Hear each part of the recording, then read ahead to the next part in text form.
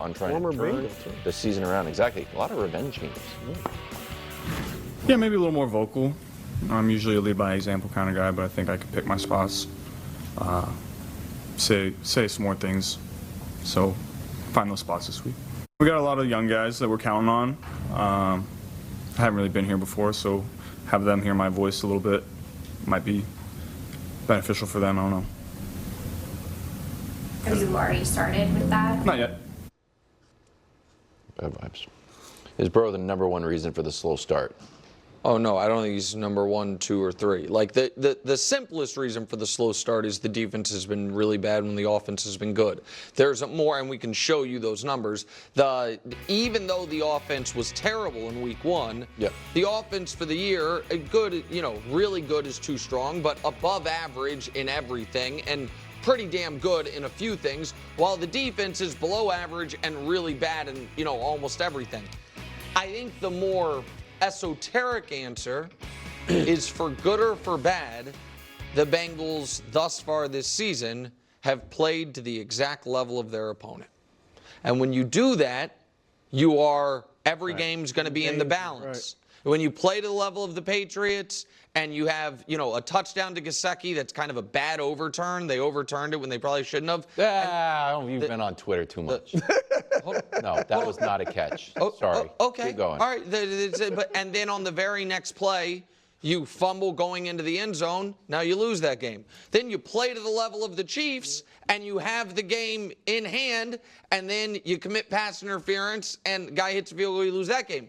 Then you play to the level of Washington, and actually, what was lost kind of in the mayhem of that amazing Jaden Daniels play was that was one of the best defensive reps of the season for Cincinnati. Yeah. The guy got home. It was tight coverage. It put them in position to get the ball and win the game, and it was just they get paid too. Yep. Amazing throw, amazing catch.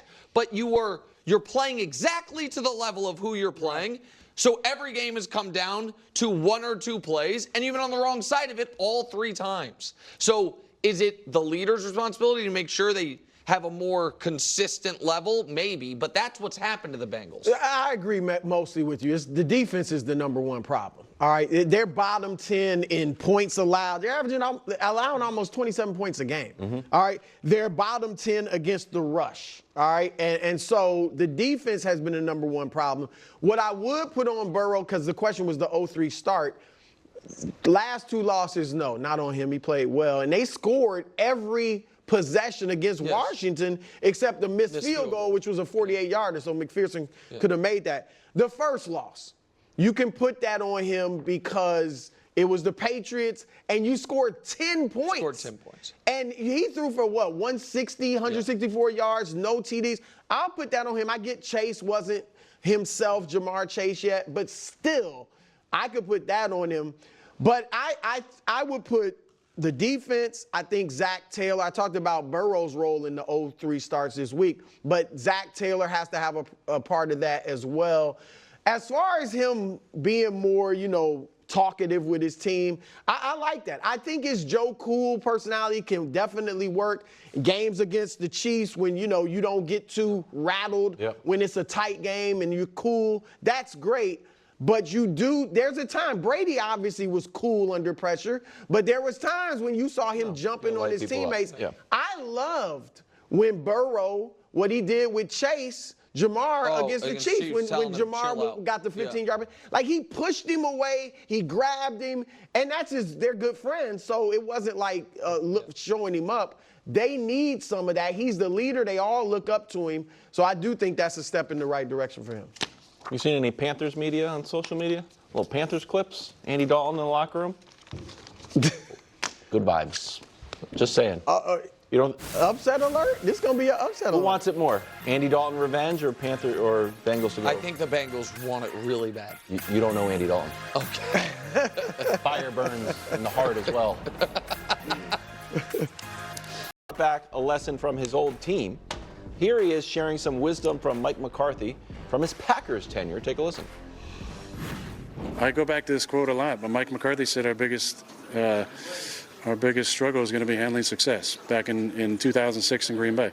And there's a lot to that. I think You know, when it's easier when you're kind of getting kicked in the teeth to kind of come together. It's us against the world. It's us against the big bad media who's saying how bad we are. You know, we can kind of come together, but can you still come together and have the same approach when everybody's kind of starting to sing your praises a little bit? I think that's the mark of a great team, is can you handle the success part with the same focus, the same mentality, the same mindset, the same energy when you're starting to get on a little bit of a roll. Okay, Brew, your reaction. Both of you guys know I'm in on the Jets. Yeah, you're a Jets Right? guy. I got them winning the division, making the playoffs. Jets, Not Super Nets, Bowl, Clippers, anything teams like you that. grew up with.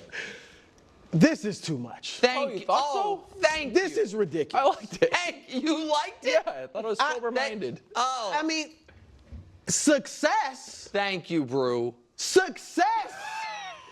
You're 2-1 against two, sorry, Wilds, That's fair. chumps. Oh, Oh, wow, I thought he was tomato going can. tomato. Well, Yeah. they're even below Subtomato, the yeah. That chumps. one hit They're harder. combined 1-5, the teams you've beaten. Yes. And the team that pounded you, we know we think they're good, It's San their Francisco, only win but of they're the year. 1-2. Right. Right. Like, what?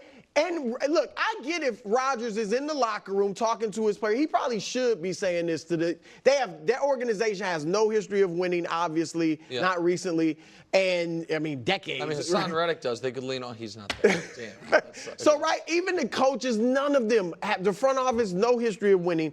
He could be telling them, look, guys, we got to be able to Doing to handle them what the he did to success. Salah? Calm Publicly, down. right? Publicly, he shouldn't say this. In fact, what he should say publicly and privately is, we haven't done anything yet.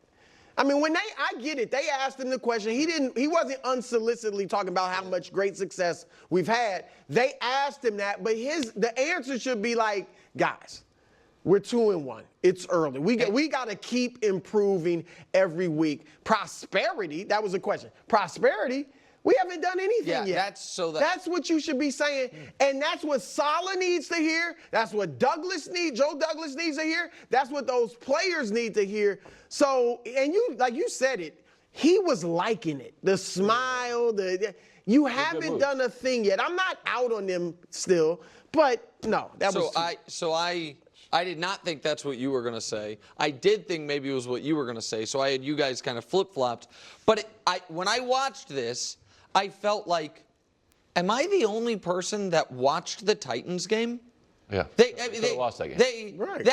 They played really poorly in that game. Like, a win is a win, and wins are a team stat. I understand that. I'm not acting like they're actually want to do. But you were playing what might end up being the worst team in the league. They are certainly, if you were doing a worst team in the league draft right now, they wouldn't make it past the 5th pick. I guarantee you that.